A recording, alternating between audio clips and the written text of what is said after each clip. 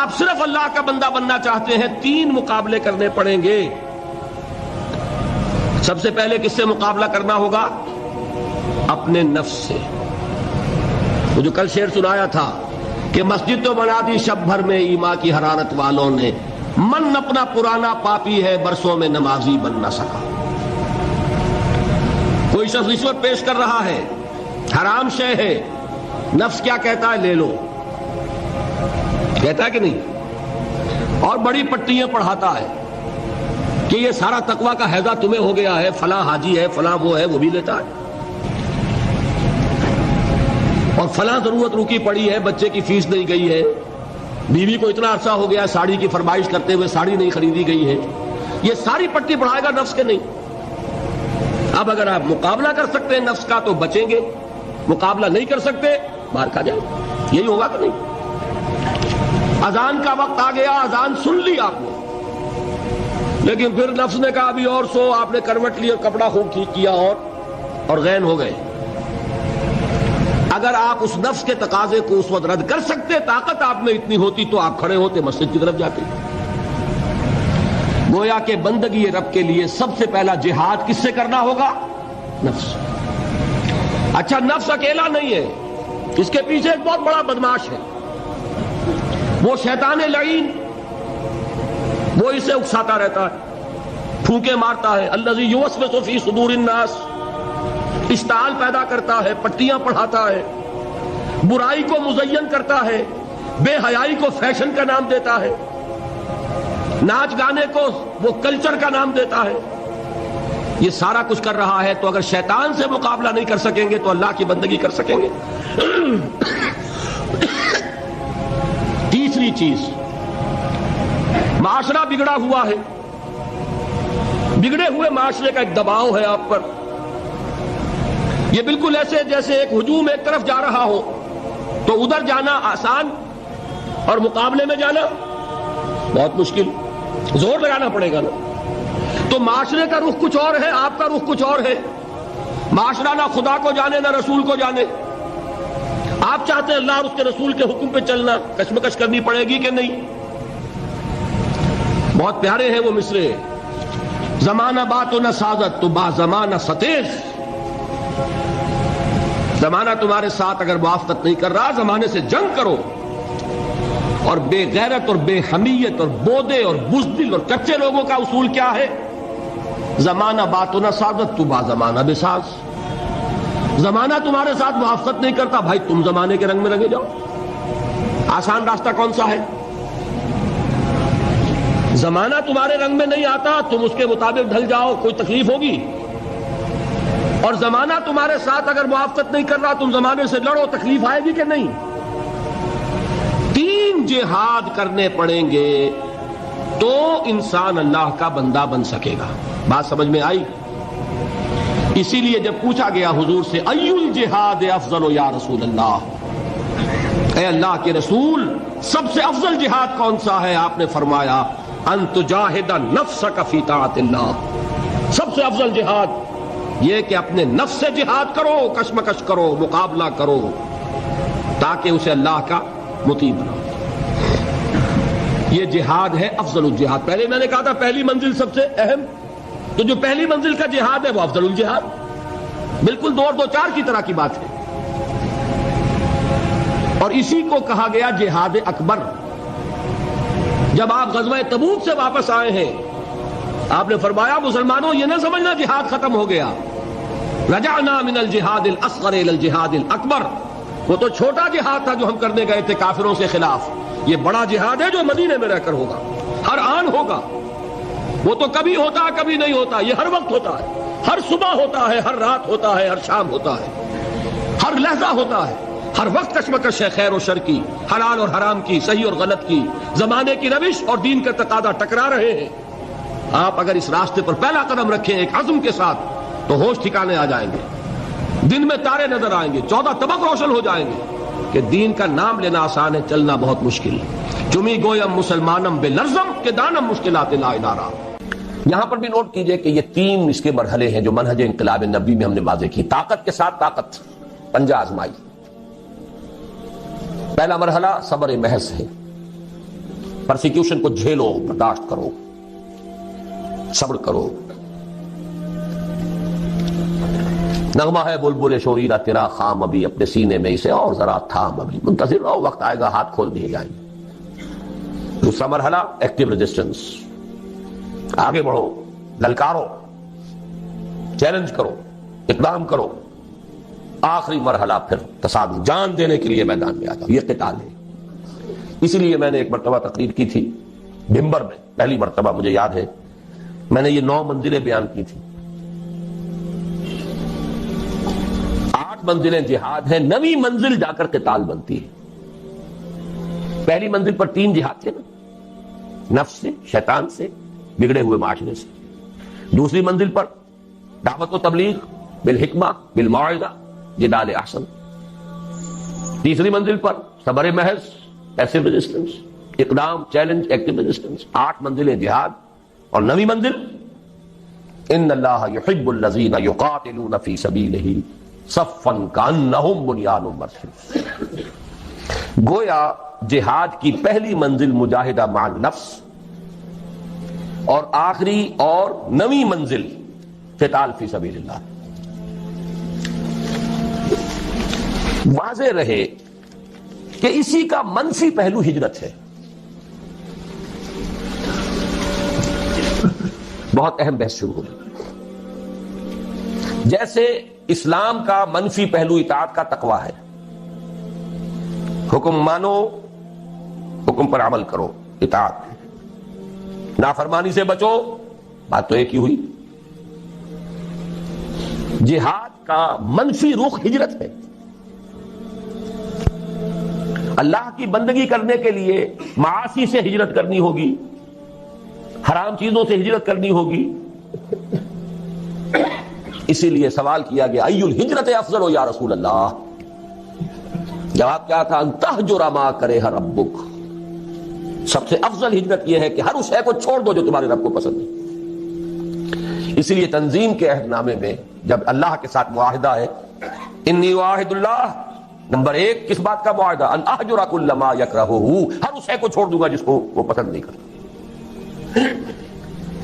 واضح رہے کہ اسی کا منفی پہلو ہجرت ہے. چنانچہ اس کی بھی پہلی منزل ان تہجر ما کرہ ربک ہے، اور آخری یہ کہ اقامت دین کی جد و جہد میں وقت آنے پر گھر بار، مال و منال اور اہل و عیال کو چھوڑ کر نکل جایا جائے.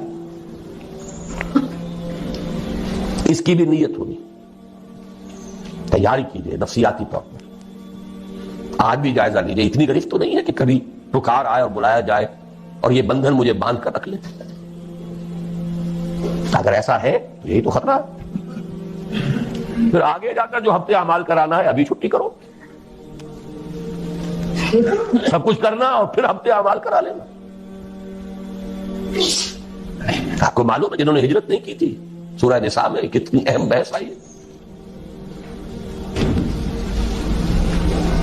تو ہجرت، لیکن یہ کہ پورے لیول کے اوپر غلط خیالات ذہن سے نکالو، غلط نظریات نکالو، ہجرت ہے. غلط صحبت کو چھوڑو، ہجرت ہے. نخلہ و نترکو من یفجرک، ہجرت ہے. دوستیوں کو چھوڑو، ہجرت ہے.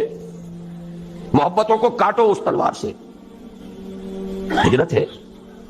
تو جیسے جہاد، جیسے سانس ہے اس کی آمد و شد، آنا اور جانا، اسی طرح جہاد اور ہجرت ہے. کچھ لوگ جو ہے وہ اصطلاحی مفہوم لے کر اور نہ معلوم کہاں سے کہاں، جب نیت میں فتور ہو، کام چوری ہو تو خوہ بدرہ بہانا ہے کسی یار.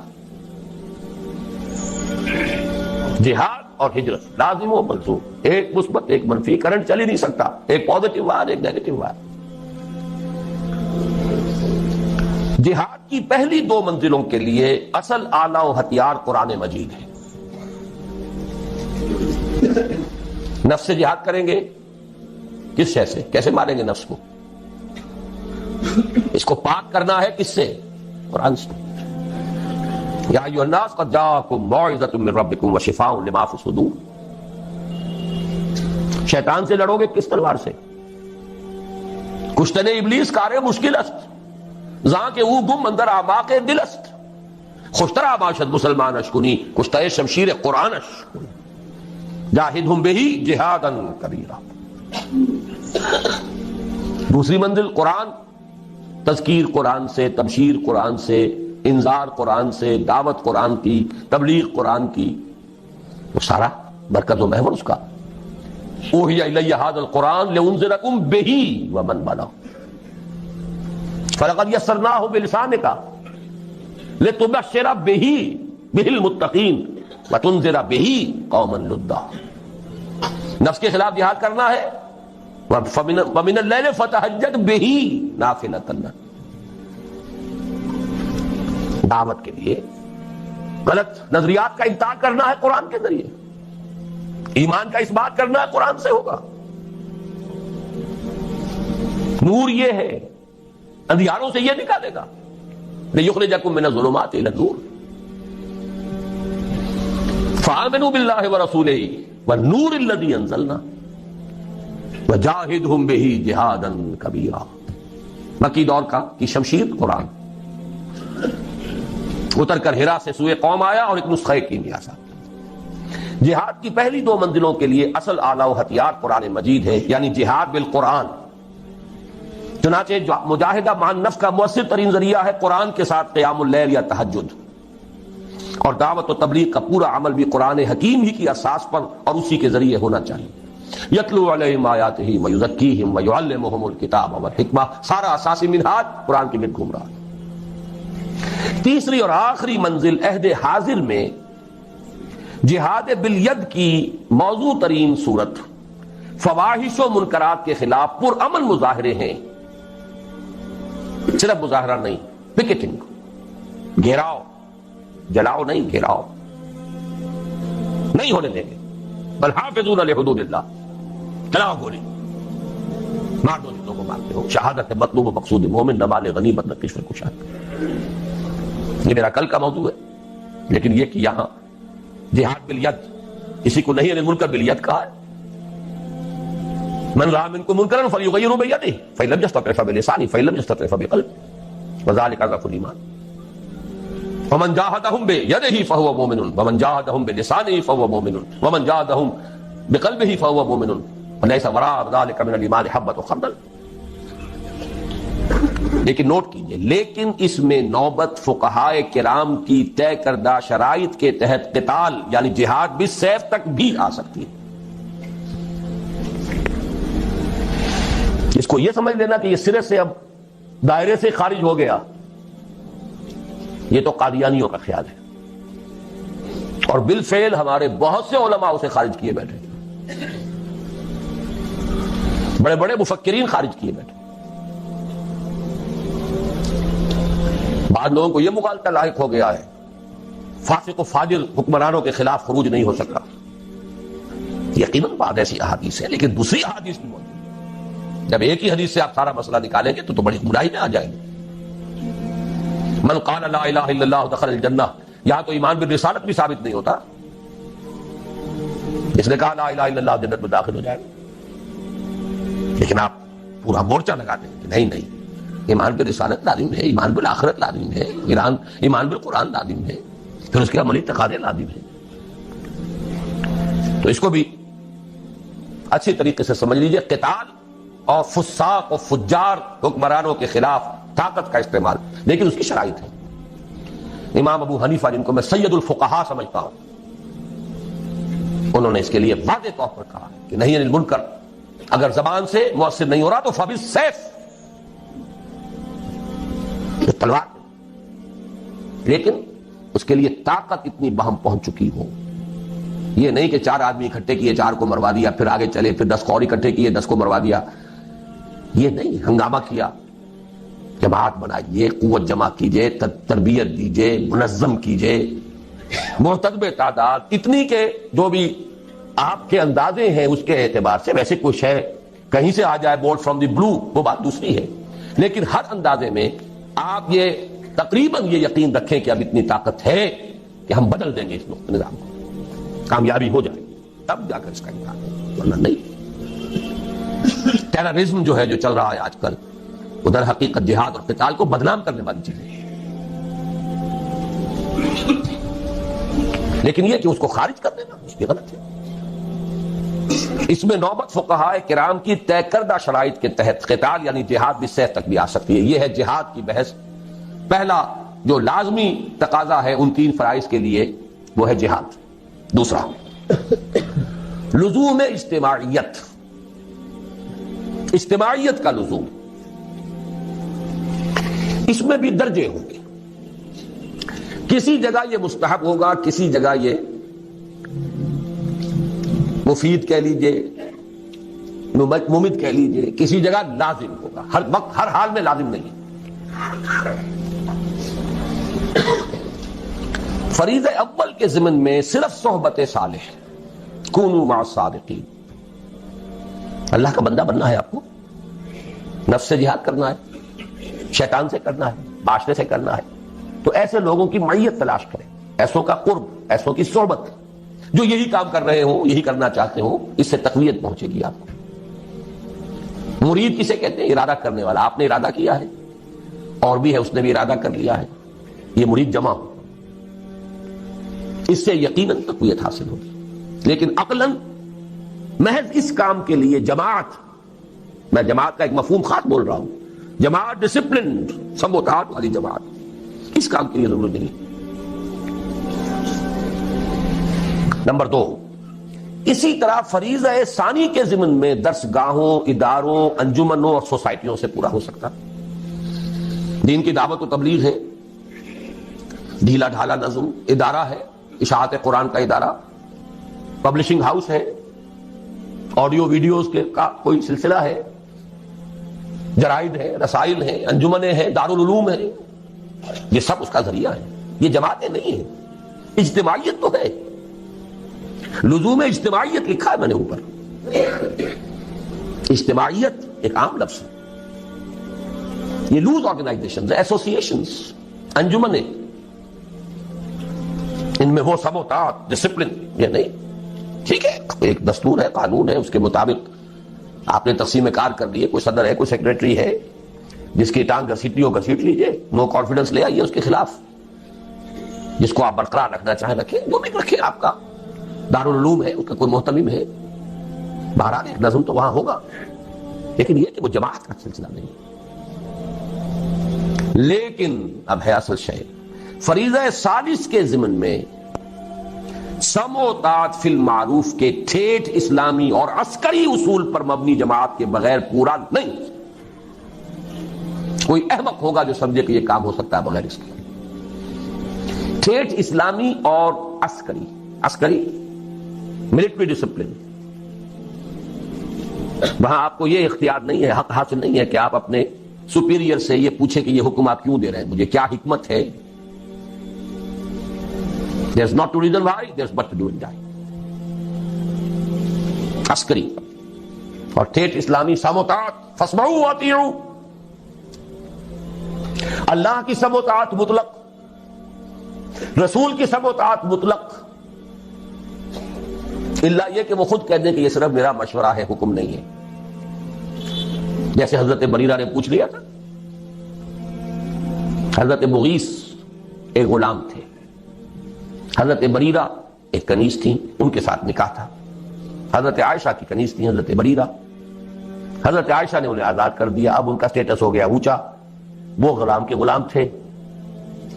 یہ ایک خیار حاصل ہوتا ہے، اختیار، چوائس. کنیز پہلے جس کے نکاح میں تھی، کنیز ہونے کی حیثیت سے کسی غلام کے، اب جب وہ حرہ ہو گئی، آزاد ہو گئی، تو شی ہیز این آپشن. وہ چاہے تو اب اس کے نکاح میں رہے، چاہے تو نہ رہے.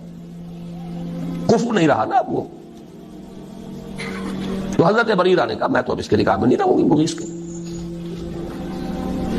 انہیں بہت محبت تھی. انہوں نے پہلے خود خوشامد کی، نہیں مانی. پھر سفارش کروائی. سفارش بھی کس کی؟ محمد رسول اللہ صلی اللہ علیہ وسلم کہ حضور اس سے کہیے. حضور نے فرمایا بریرہ کیا حرج ہے اگر تم مغیث کے گھر میں رہو. پورا فوراً سوال کیا، حضور آپ کا حکم ہے یا مشورہ؟ فرمایا نہیں، حکم نہیں ہے، مشورہ ہے، تو میرے لیے قابل قبول نہیں ہے. حکم کو نہیں ٹالا. ما كان لمؤمن ولا مؤمنة اذا قضى الله ورسوله امرا ان يكون لهم الخيرة فيه. مشورے کو آپ سوچ سکتے ہیں، ٹھیک ہے، چوائس ہے. ایک عورت جانتی ہے کہ بیوی کی حیثیت سے اسے کیا فرائض ادا کرنے ہیں. ذہناً قلباً جس کو وہ قبول نہ کر رہی ہو، اس کے ساتھ وہ حقوق جو ہیں وہ ادا کر سکے گی کہ نہیں کر سکے گی. شی نوز اٹ بیٹر. حکم نہیں دیا، لیکن حکم ہو تو سم و طاعت مطلق، نو ایکسیپشن. آگے چل کر حضور کے بعد اب ہے فی المعروف، صرف ایک اس کے اندر ایکسیپشن ہوگی، اگر اللہ اس کے رسول کے واضح احکام کے خلاف کوئی بات ہے تو نہیں مانیں گے. اس کی وضاحت میں بعد میں کروں گا کیونکہ مجھے آج ایک حدیث بھی ذرا آپ کو پڑھانی ہے. تو یہ لزوم اجتماعیت جو ہے، اس کا تقاضا فریضہ اول کے ضمن میں صرف صحبت صالح سے پورا ہو جاتا ہے، کونوا مع الصادقین. سیکنڈ لیول پر درس گاہوں، اداروں، انجمنوں اور سوسائٹیوں سے پورا ہو سکتا ہے. سم و طاعت والی جماعت ضروری نہیں، لیکن فریضہ ثالث کے ضمن میں سم و طاعت فی المعروف کے ٹھیک اسلامی اور عسکری اصول پر مبنی جماعت کے بغیر پورا نہیں ہو سکتا. یہی مراد ہے حضور کے ان الفاظ مبارکہ سے، آمرکم بخمس بالجماعت والسمع والطاعت والہجرت والجہاد فی سبیل اللہ. آپ یہ بھی کہہ سکتے ہیں میں نے پورا جو ہے یہ 2 گھنٹوں میں صرف اس حدیث کا درس دیا ہے آپ کو. جہاد اور ہجرت جڑے ہوئے بریکٹڈ، سم و طاعت جڑے ہوئے بریکٹڈ، جماعت پلس بریکٹ شروع، سم جمع طاعت بریکٹ بند، جمع بریکٹ شروع، بلکہ ضرب، یہاں جمع نہیں ضرب، بریکٹ شروع جہاد پلس ہجرت بریکٹ بند. اس حدیث کو یوں ذہن میں رکھیے. جماعت کون سی؟ سم و طاعت والی. یہ لازم و ملزوم ہے، بریکٹڈ ہے، سنو اور مانو. یہ کس لیے ہے؟ ضرب دینا ہے اس کو، وہ ہے ہجرت و جہاد. آمرکم بخمس بالجماعت والسمع والطاعت والہجرت والجہاد فی سبیل اللہ. تیسرا لزوم بیعت. تو نماز کے لیے وضو کے لیے پاک پانی. بیعت جو ہے، ایک تو ہے بیع، وہ تو اللہ سے ہوئی، جان و مال اس کے حوالے، جنت ہم کے امیدوار ہیں. ایک ہے بیعت کسی انسان کے ہاتھ پر. وہ انسان رسول بھی تھے تو انسان تھے، ان کے ساتھ بیعت سم و طاعت مطلقاً. اب آپ کے بعد جو انسان ہے غیر معصوم ہے، چاہے وہ ابو بکر ہو، ان کے ساتھ سم و طاعت فی المعروف. بالکل میتھمیٹیکل سمجھیے ان چیزوں کو. لیکن بیعت کے ضمن میں بھی ایک ہی طرح کا تقاضا نہیں ہے، تینوں لیولز پر کچھ فرق ہو جائے. پہلے 2 فرائض کے ضمن میں بیعت سلوک و ارشاد کی صورت میں کفایت کرتی ہے، لیکن یہ جو بیعت ہمارے ہاں چل رہی ہے، سلوک اور ارشاد کی بیعت، بہت اچھی بات ہے کہ اس کے لیے بھی لفظ بیعت استعمال ہوا، تاکہ معلوم ہو کہ یہ ہمارے دین کا ایک مستقل اس کی اصطلاح ہے، اس کا ایک فکر ہے. اور وہ بیعت عقبہ اولا کے ساتھ میں سمجھتا ہوں کہ اس کا ربط اور تعلق ہے. بیعت ارشاد، پہلی بیعت حضور نے یہی لی تھی، شرک نہیں کریں گے، چوری نہیں کریں گے، زنا نہیں کریں گے، تہمت نہیں لگائیں گے وغیرہ. اور جس نیک بات کا آپ حکم دیں گے وہاں معروف تھا. یہ پہلا درجہ تھا اس بیعت کا. بھی آج وہ بیعت ازروع قرآن صرف بیعت النساء ہے.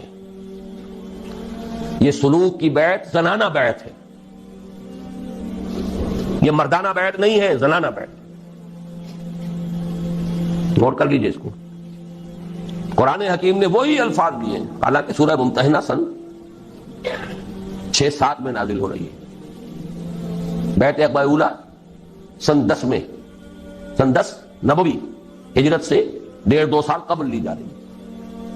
ایک فصل ہے 8-9 برس کا، لیکن وہی الفاظ جو بیعت عقبہ اولا کے تھے وہی قرآن میں آئے. بیعت النساء، یہ زنانہ بیعت ہے، مردانہ بیعت نہیں ہے. مردانگی تو چاہیے، وہ میدان میں جب آنا ہے.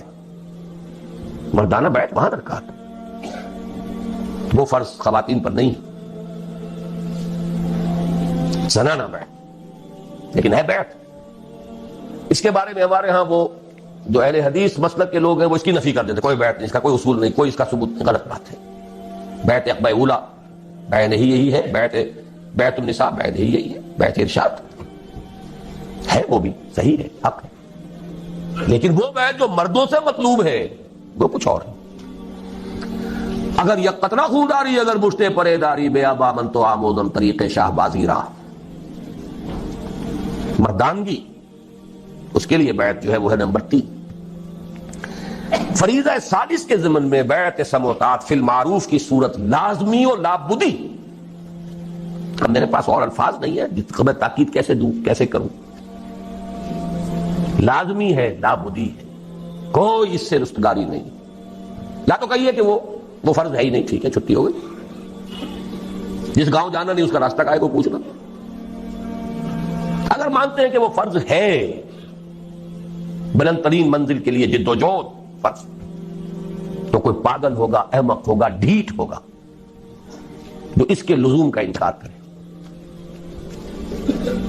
فریضہ ثالث کے ضمن میں بیعت سموتات فی المعروف کی صورت لازمی اور لابدی, اسی کی جانب اشارہ ہے مسلم شریف کی روایت عن عبداللہ ابن عمر رضی اللہ تعالی عنہما میں, جس میں حضور صلی اللہ علیہ وسلم کے الفاظ مبارکہ وارد ہوئے ہیں کہ من مات ولیس فی عنقہ بیعۃ مات میتۃ جاہلیۃ.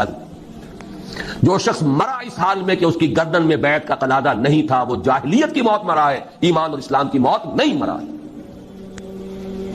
جو لوگ اس بیعت ارشاد کو سمجھ لیتے ہیں کہ یہ تقاضا پورا ہو رہا ہے, وہ اپنے آپ کو دھوکہ دے رہے ہیں. یہ دوسری بیعت کا تذکرہ ہے. اس حدیث کے بارے میں بھی میرے جو الفاظ تھے اوریجنل ان میں میں نے تھوڑا سا اضافہ کیا. اس پر اصل میں مجھے متنبہ کیا تھا مولانا سید حامد میاں رحمۃ اللہ علیہ نے, جو ہمارے مستشارین میں سے تھے تنظیم. وہ چونک گئے اس کو دیکھ کر, کہنے لگے آپ جس طرح اس کو لازم قرار دے رہے ہیں, یہ مفہوم تو ہمارے بزرگوں اور اسلاف میں سے کسی نے بیان نہیں کیا کہ اس معنی میں یہ بیعت جو ہے لازم ہے. میں نے انہیں ایک جواب دیا بڑی ٹیکنیکل ٹرمز میں. مولانا عصمت اللہ صاحب سمجھیں گے اس ٹیکنیکل ٹرمینالوجی کو. میں نے کہا مولانا پہلی بات تو یہ ہے کہ کسی شے کا عدم ذکر اس کے عدم وجود کو مستلزم نہیں ہے. کسی شے کا ذکر نہ کیا جائے تو اس کا مطلب یہ نہیں کہ وہ ہے نہیں. یہاں کتنے لوگ ہیں, میں کتنے کچھ لوگوں کا ذکر کرتا ہوں تو اس سے باقی لوگوں کی نفی تو نہیں ہو جائے گی.